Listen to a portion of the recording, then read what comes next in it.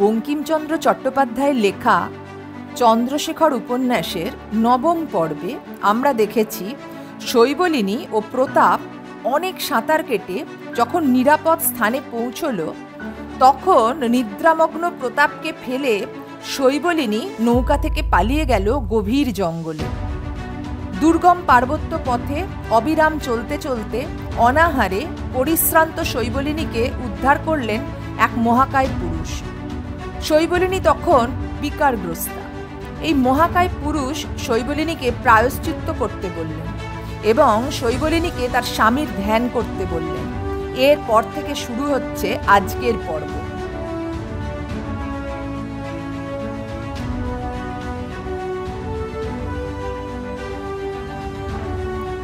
শৈবলিনী তাহাই করিল। সপ্ত দিবস গুহা হইতে বাহির হইল না, কেবল একবার দিনান্তে ফল মূলান্বেষণে বাহির হইত। 7 দিন মনুষ্যের সঙ্গে আলাপ করিল না। প্রায় অনশনে সেই বিকটান্ধকারে অনন্যেন্দ্রিয় বৃত্তি হইয়া স্বামীর চিন্তা করিতে লাগিল। কিছু দেখিতে পায় না, কিছু শুনিতে পায় না, কিছু স্পর্শ করিতে পায় না। ইন্দ্রিয় নিরুদ্ধ, মন নিরুদ্ধ, সর্বত্র স্বামী। স্বামী চিত্ত বৃত্তিসমূহের একমাত্র অবলম্বন হইল। অন্ধকারে আর কিছু দেখিতে পায় না। 7 দিন 7 রাত কেবল স্বামী মুখ দেখিল। ভীম নীরবে আর কিছু শুনিতে পায় না, কেবল স্বামীর জ্ঞান পরিপূর্ণ স্নেহ বিচলিত বাক্যালাপ শুনিতে পাইল। ঘ্রাণেন্দ্রিয় কেবলমাত্র তাহার পুষ্পপাত্রের পুষ্পরাশির গন্ধ পাইতে লাগিল। ত্বক কেবল চন্দ্রশেখরের আদরের স্পর্শ অনুভূত করিতে লাগিল। আশার কিছুতে নাই, আর কিছুতে ছিল না। স্বামী সন্দর্শন কামনাতেই রহিল। স্মৃতি কেবল শস্ত্রু শোভিত প্রশস্ত ললাট মুখ বদনমণ্ডলের চতুষ্পার্শ্বে ঘুরিতে লাগিল। কণ্টকে ছিন্নপক্ষ ভ্রমরী যেমন দুর্লভ সুগন্ধি পুষ্প বৃক্ষতলে কষ্টে ঘুরিয়া ঘুরিয়া বেড়ায়, তেমনি ঘুরিয়া বেড়াইতে লাগিল। যে ব্রতের পরামর্শ দিয়াছিল সে মনুষ্যচিত্তের সর্বাংশদর্শী, সন্দেহ নাই। নির্জন নীরব অন্ধকার মনুষ্য সন্দর্শন রহিত, তাহাতে আবার শরীর ক্লিষ্ট ক্ষুধা পীড়িত, চিত্ত অন্য চিন্তা শূন্য। এমন সময় যে বিষয়ে চিত্ত স্থির করা যায় তাহাই জপ করিতে করিতে চিত্ত তন্ময় হইয়া উঠে। এই অবস্থায় অবসন্ন শরীরে অবসন্ন মনে একাগ্র চিত্তে স্বামীর ধ্যান করিতে করিতে শৈবলিনী বিকৃতি প্রাপ্ত হইয়া উঠিল। বিকৃতি না দিব্য চক্ষু? শৈবলিনী দেখিল অন্তরের ভিতর হইতে দিব্য চক্ষু চাহিয়া। শৈবলিনী দেখিল এ কি রূপ!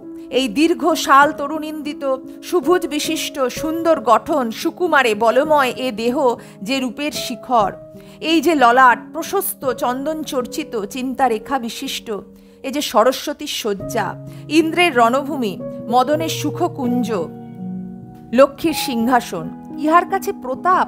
ছি ছি! সমুদ্রের কাছে গঙ্গা। ওই যে নয়ন জ্বলিতেছে, হাসিতেছে, ফিরিতেছে, ভাসিতেছে, দীর্ঘ বিস্ফারিত তীব্র জ্যোতি, স্থির স্নেহময় করুণাময় ঈষৎ রঙ্গপ্রিয় সর্বত্র তত্ত্ব জিজ্ঞাসু, ইহার কাছে কি প্রতাপের চক্ষু?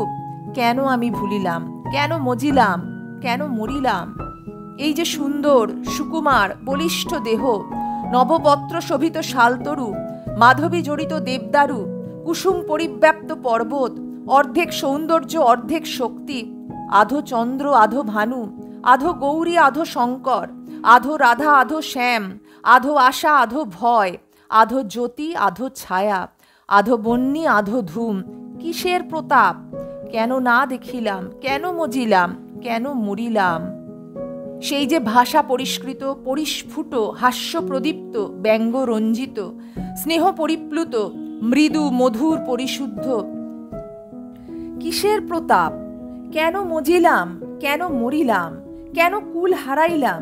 সেই যে হাসি, ওই পুষ্পপাত্রস্থিত মল্লিকা রাশি তুল্য, মেঘমণ্ডলে বিদ্যুৎ তুল্য, দুর্বৎসরে দুর্গোৎসব তুল্য, আমার সুখ স্বপ্ন তুল্য, কেন দেখিলাম না, কেন মজিলাম, কেন মরিলাম, কেন বুঝিলাম না?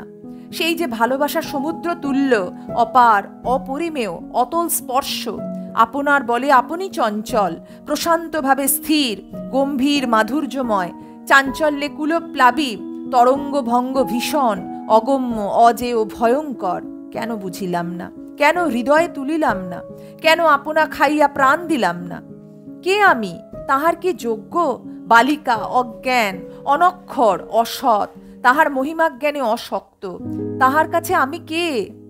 সমুদ্রে শম্ভু, কুসুমে কীট, চন্দ্রে কলঙ্ক, চরণে রেণুকণা, তার কাছে আমি কে? জীবনে স্বপ্ন, হৃদয়ে বিস্মৃতি, সুখে বিঘ্ন, আশায় অবিশ্বাস, তার কাছে আমি কে?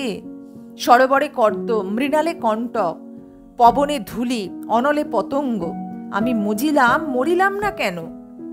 যে বলিয়াছিল এইরূপে স্বামীর ধ্যান করো, সে অনন্ত মানব হৃদয় সমুদ্রের কাণ্ডারি, সব জানে।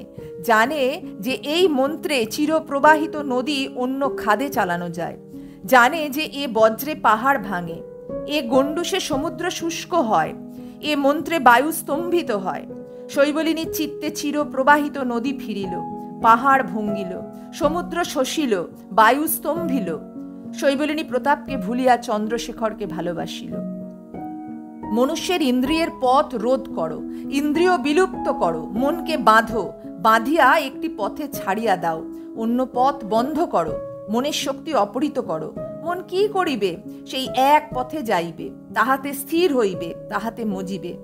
শৈবলিনী পঞ্চম দিবসে আহরিত ফলমূল খাইল না, ষষ্ঠ দিবসে ফলমূল আহরণে গেল না, সপ্তম দিবস প্রাতে ভাবিল স্বামী দর্শন পাই না পাই অদ্য মরিব।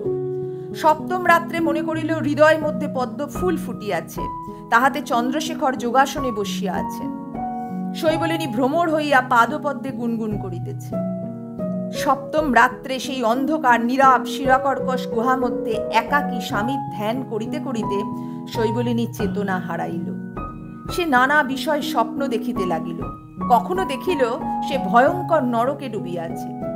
অগণিত শত হস্ত পরিমিত সর্পগণ অযুত ফনা বিস্তার করিয়া শৈবলিনীকে জড়াইয়া ধরিতেছে, অযুত মুন্ডে মুখ বেদান করিয়া শৈবলিনীকে গিলিতে আসিতেছে।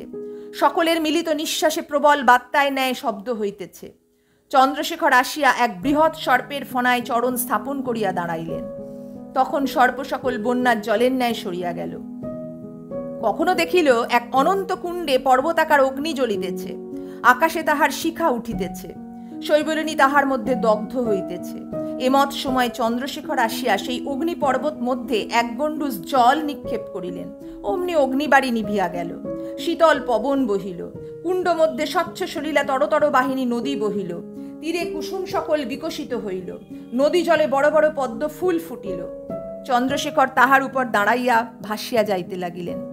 কখনো দেখিল এক প্রকাণ্ড ব্যাঘ্র আসিয়া শৈবলিনীকে মুখে করিয়া তুলিয়া পর্বতে লইয়া যাইতেছে। চন্দ্রশেখর আসিয়া পূজার পুষ্প পাত্র হইতে একটি পুষ্প লইয়া ব্যাঘ্রকে ফেলিয়া মারিলেন। ব্যাঘ্র তখনই ভিন্ন শিরা হইয়া প্রাণ ত্যাগ করিল। শৈবলিনী দেখিল তাহার মুখ ফস্টরের মুখের ন্যায়। রাত্রি শেষে শৈবলিনী দেখিলেন শৈবলিনীর মৃত্যু হইয়াছে, অথচ জ্ঞান আছে। দেখিলেন পিশাচে তাহার দেহ লইয়া অন্ধকারে শূন্য পথে উড়িতেছে। দেখিলেন কত কৃষ্ণ মেঘের সমুদ্র, কত বিদ্যুৎ অগ্নি রাশি পার হইয়া তাহার কেশ ধরিয়া উড়াইয়া লইয়া যাইতেছে। কত গগনবাসী অপ্সরা কিন্নরাদি মেঘ তরঙ্গ মধ্য হইতে মুখমণ্ডল উত্থিত করিয়া শৈবলিনীকে দেখিয়া হাসিতেছে। দেখিলেন কত গগনচারিণী জ্যোতির্ময়ী দেবী স্বর্ণ মেঘে আরোহণ করিয়া স্বর্ণ কলেবর বিদ্যুতের মালায় ভূষিত করিয়া কৃষ্ণ কেশাবৃত ললাটে তারার মালা গ্রথিত করিয়া বেড়াইতেছে। শৈবলিনীর পাপময় দেহ স্পৃষ্ট পবন স্পর্শে তাহাদের জ্যোতি নিবিয়া যাইতেছে। কত গগনচারিণী ভৈরবী রাক্ষসী অন্ধকারবৎ শরীর প্রকাণ্ড অন্ধকার মেঘের উপর হেলাইয়া ভীম বাত্তায় ঘুরিয়া ক্রীড়া করিতেছে। শৈবলিনীর পুঁতি গন্ধ বিশিষ্ট মৃতদেহ দেখিয়া তাহাদের মুখের জল পড়িতেছে, তাহারা হাঁ করিয়া আহার করিতে আসিতেছে। দেখিলেন কত দেবদেবীর বিমানের কৃষ্ণতা শূন্যা উজ্জ্বালোকময়ী ছায়া মেঘের উপর পড়িয়াছে। পাছে পাপিষ্ঠা শৈবলিনীর শবের ছায়া বিমানের পবিত্র ছায়ায় লাগিলে শৈবলিনীর পাপক ক্ষয় হয়, এই ভয়ে তাহারা বিমান সরাইয়া লইতেছেন।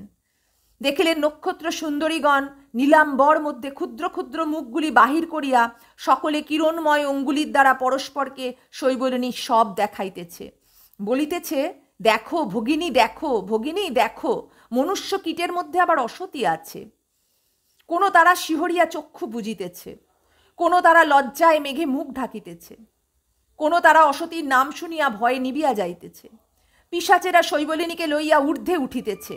তারপর আরও ঊর্ধ্বে, আরও মেঘ, আরও তারা পার হইয়া আরও ঊর্ধ্বে উঠিয়া সেইখান হইতে শৈবলিনীর দেহ নরককুণ্ডে নিক্ষেপ করিবে বলিয়া উঠিতেছে। যেখানে উঠিল সেখানে অন্ধকার, শীত, মেঘ নাই, তারা নাই, আলো নাই, বায়ু নাই, শব্দ নাই। শব্দ নাই, কিন্তু অকস্মাৎ অতি দূরে অধ হইতে অতি ভীম কলকল ঘর ঘর শব্দ শোনা যাইতে লাগিল, যেন অতি দূরে অধভাগে শত সমুদ্র এক গালে গর্জিতেছে। পিশাচেরা বলিল, ওই নরকের কোলাহল শোনা যাইতেছে, এইখান হইতে সব ফেলিয়া দাও। এই বলিয়া পিশাচেরা শৈবলিনীর মস্তকে পদাঘাত করিয়া সব ফেলিয়া দিল। শৈবলিনী ঘুরিতে ঘুরিতে ঘুরিতে পড়িতে লাগিল, ক্রমে ঘূর্ণগতি বৃদ্ধি পাইতে লাগিল, অবশেষে কুম্ভকারের চক্রের ন্যায় ঘুরিতে লাগিল। সবের মুখে নাসিকায় রক্ত বমন হইতে লাগিল, ক্রমে নরকের গর্জন নিকটে শোনা যাইতে লাগিল, পুতি গন্ধ বাড়িতে লাগিল। অকস্মাৎ সজ্ঞান মৃতা শৈবলিনী দূরে নরক দেখিতে পাইল। তাহার পরেই তাহার চক্ষু অন্ধ, কর্ণ বধির হইল। তখন সে মনে মনে চন্দ্রশেখরের ধ্যান করিতে লাগিল, মনে মনে ডাকিতে লাগিল, কোথায় তুমি স্বামী, কোথায় প্রভু? স্ত্রীজাতির জীবন সহায়, আরাধনার দেবতা, সর্বে মঙ্গলময়, কোথায় তুমি চন্দ্রশেখর? তোমার চরণার বিন্দে সহস্র সহস্র সহস্র প্রণাম, আমায় রক্ষা করো। তোমার নিকটে অপরাধ করিয়া আমি এই নরককুণ্ডে পতিত হইতেছি। তুমি রক্ষা না করিলে কোনো দেবতাই আমায় রক্ষা করিতে পারে না। আমায় রক্ষা করো, তুমি আমায় রক্ষা করো, প্রসন্ন হও। এইখানে আসিয়া চরণ যুগল আমার মস্তকে তুলিয়া দাও, তাহা হইলেই আমি নরক হইতে উদ্ধার পাইব। তখন অন্ধ বধির মৃতা শৈবলিনীর বোধ হইতে লাগিল যে কে তাহাকে কোলে করিয়া বসাইল। তাহার অঙ্গে সৌরভে দিক পুরিল, সেই দুরন্ত নরক সব সহসা অন্তর্হিত হইল। পুতিগন্ধের পরিবর্তে কুসুম গন্ধ ছুটিল। সহসা শৈবলিনীর বধিরতা ঘুচিল, চক্ষু আবার দর্শনক্ষম হইল। সহসা শৈবলিনীর বোধ হইল, এ মৃত্যু নহে, জীবন, এ স্বপ্ন নহে, প্রকৃত।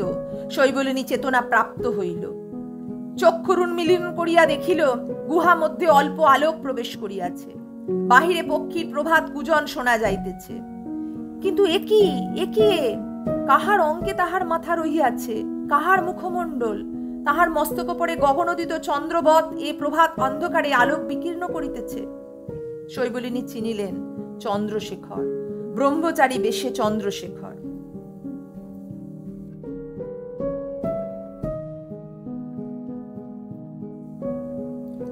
চন্দ্রশেখর বলিলেন, শৈবলিনী। শৈবলিনী উঠিয়া বসিল, চন্দ্রশেখরের মুখপানে চাহিল, মাথা ঘুরিল। শৈবলিনী পড়িয়া গেল, মুখ চন্দ্রশেখরের চরণে ঘর্ষিত হইল।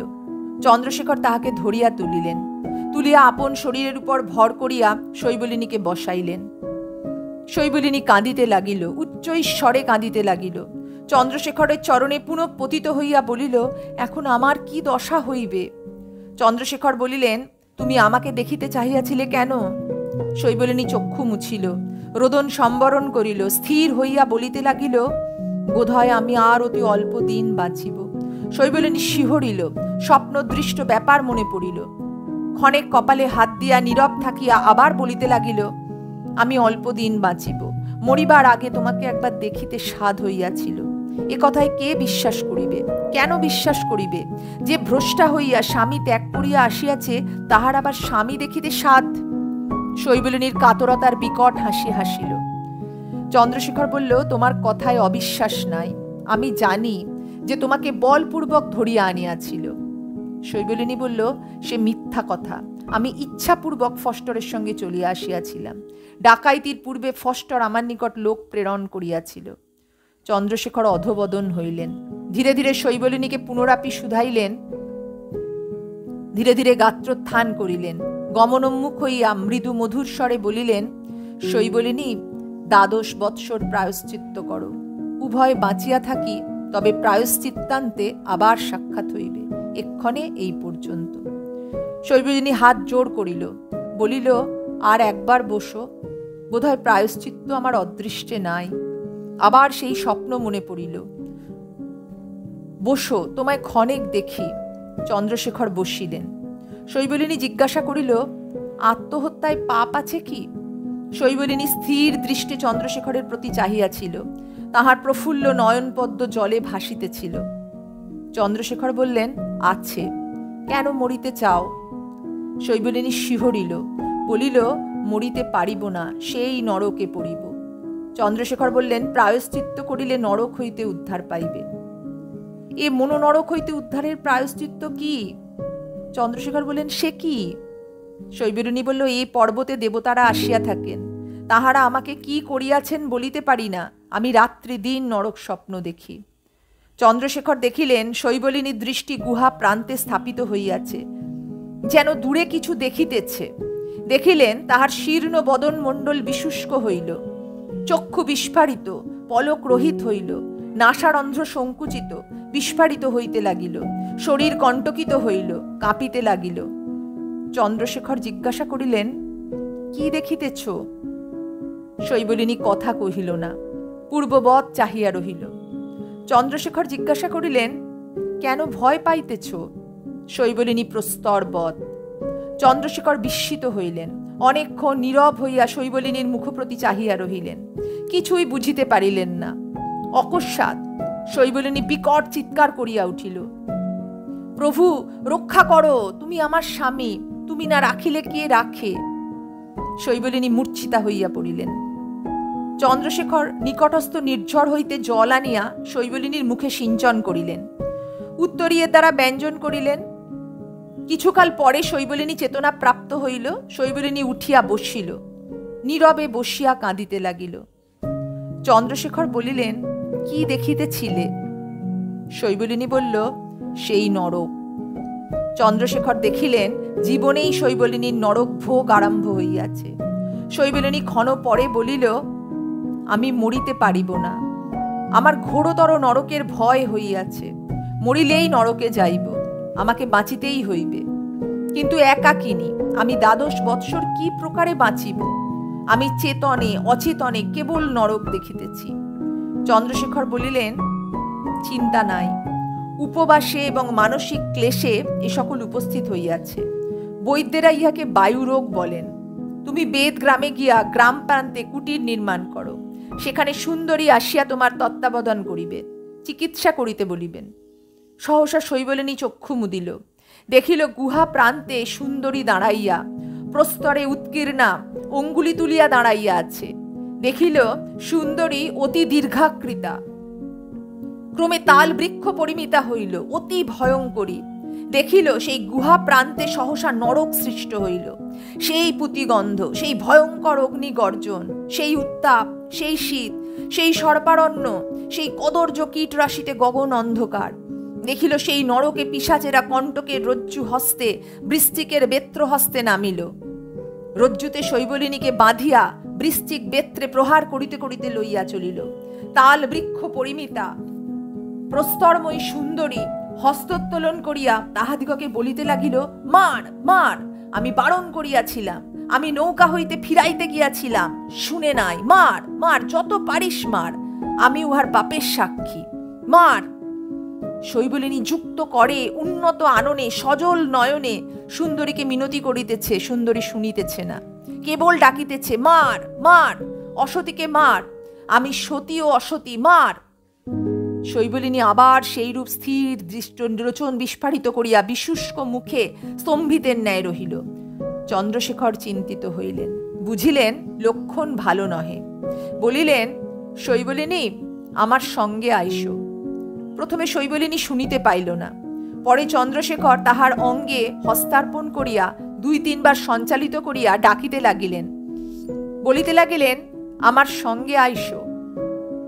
সহসা শৈবলিনী দাঁড়াইয়া উঠিল, অতি ভীত স্বরে বলিল, চলো চলো, শীঘ্র চলো, শীঘ্র চলো, এখান হইতে শীঘ্র চলো। বলিয়াই বিলম্ব না করিয়া গুহা দ্বারভিমুখে ছুটিল। চন্দ্রশেখরের প্রতীক্ষা না করিয়া দ্রুত পদে চলিল। দ্রুত চলিতে গুহার অস্পষ্ট আলোকে পদে শিলাখণ্ড বাজিল। পদস্খলিত হইয়া শৈবলিনী ভূপতিতা হইল। আর শব্দ নাই। চন্দ্রশেখর দেখিলেন শৈবলিনী আবার মূর্ছিতা হইয়াছে। তখন চন্দ্রশেখর তাহাকে ক্রোড়ে করিয়া গুহা হইতে বাহির হইয়া যথায় পর্বতাঙ্গ হইতে অতি ক্ষীণা নির্ঝরিণী নিঃশব্দে জলোদ্গার করিতেছিল তথায় আনিলেন। মুখে জলসেক করাতে এবং অনাবৃত স্থানের অনবরুদ্ধ বায়ুস্পর্শে শৈবলিনী সংজ্ঞা লাভ করিয়া চক্ষু চাহিল, বলিল, আমি কোথায় আসিয়াছি? চন্দ্রশেখর বলিলেন, আমি তোমাকে বাহিরে আনিয়াছি। শৈবলিনী শিহরিল, আবার ভীতা হইল, বলিল, তুমি কে? চন্দ্রশেখরও ভীত হইলেন, বলিলেন, কেন এরূপ করিতেছ? আমি যে তোমার স্বামী, চিনিতে পারিতেছ না কেন? শৈবলিনী হাহা করিয়া হাসিয়া উঠিল, বলিল, তুমি কি লরেন্স ফস্টার? চন্দ্রশেখর দেখিলেন যে দেবীর প্রভাবে এই মনুষ্য দেহ সুন্দর, তিনি শৈবলিনীকে ত্যাগ করিয়া যাইতেছেন। বিকট উন্মাদ আসিয়া তাহার সুবর্ণ মন্দির অধিকার করিতেছে। চন্দ্রশেখর রোদন করিলেন, অতি মৃদু স্বরে কত আদরে আবার ডাকিলেন, শৈবলিনী। শৈবলিনী আবার হাসিল, বলিল, শৈবলিনী কে? রস রস। একটি মেয়ে ছিল, তার নাম শৈবলিনী, আর একটি ছেলে ছিল, তার নাম প্রতাপ। একদিন রাত্রে ছেলেটি সাপ হয়ে বনে গেল, মেয়েটি ব্যাঙ হয়ে বনে গেল। সাপটি ব্যাঙটিকে গিলিয়া ফেলিল, আমি সচক্ষে দেখেছি। হ্যাগা সাহেব, তুমি কি লরেন্স ফস্টার? চন্দ্রশেখর গদগদ কণ্ঠে সকাতরে ডাকিলেন, গুরুদেব, এ কি করিলে, এ কি করিলে? শৈবলিনী গাইল, বলিতে লাগিল, মনোচোর কে? চন্দ্রশেখর। ধরিল কাকে? চন্দ্রশেখরকে। ভাসিল কে? চন্দ্রশেখর। দুই কুল কি? জানি না। তুমি চন্দ্রশেখরকে চেনো? চন্দ্রশেখর বলিলেন, আমিই চন্দ্রশেখর। শৈবলিনী ব্যাঘ্রীর ন্যায় ঝাঁপ দিয়া চন্দ্রশেখরের কণ্ঠলগ্ন হইল। কোনো কথা না বলিয়া কাঁদিতে লাগিল। কত কাঁদিল! তাহার অশ্রুজলে চন্দ্রশেখরের পৃষ্ঠ, কণ্ঠ, বক্ষ, বস্ত্র, বাহু প্লাবিত হইল। চন্দ্রশেখরও কাঁদিলেন। শৈবলিনী কাঁদিতে কাঁদিতে বলিতে লাগিল, আমি তোমার সঙ্গে যাইব। চন্দ্রশেখর বলিলেন, চলো। শৈবলিনী বলিল, আমাকে মারিবে না? চন্দ্রশেখর বলিলেন, না। দীর্ঘ নিঃশ্বাস ত্যাগ করিয়া চন্দ্রশেখর গাত্রোত্থান করিলেন। শৈবলিনীও উঠিল। চন্দ্রশেখর বিষণ্ণ বদনে চলিলেন। উন্মাদিনী পশ্চাৎ পশ্চাৎ চলিল। কখনো হাসিতে লাগিল, কখনো কাঁদিতে লাগিল, কখনো গাইতে লাগিল।